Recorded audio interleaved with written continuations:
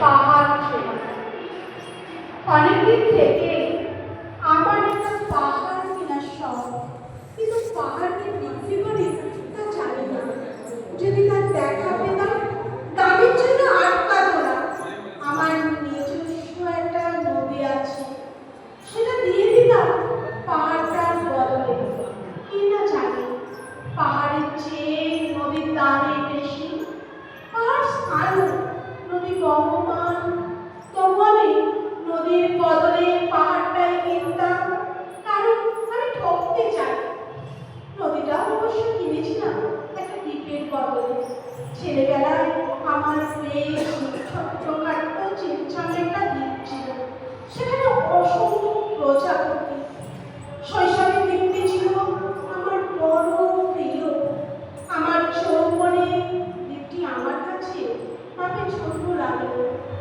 বহমান চিপচিপে তরুণী নদীটি বেশ পছন্দ হলো আমার। বন্ধুরা বললে, ওই জন্য একটা দ্বীপের বিনিময়ে এত বড় একটা নদী পেয়েছিস, খুব জিতেছিস তো বাইরে। তখন জয়ের আনন্দে আমি বিহ্বল হতাম।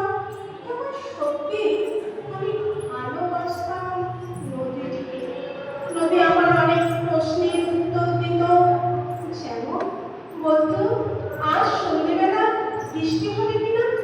সে বলতো, আজ এখানে দক্ষিণ গরম হাওয়া।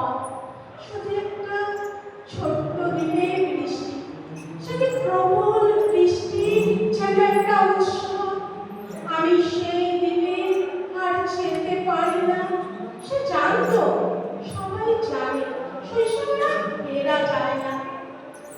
এখন আমি একটা পাহাড় কিনতে চাই। সেই পাহাড়ের পায়ের কাছে থাকবে গহন অরণ্য।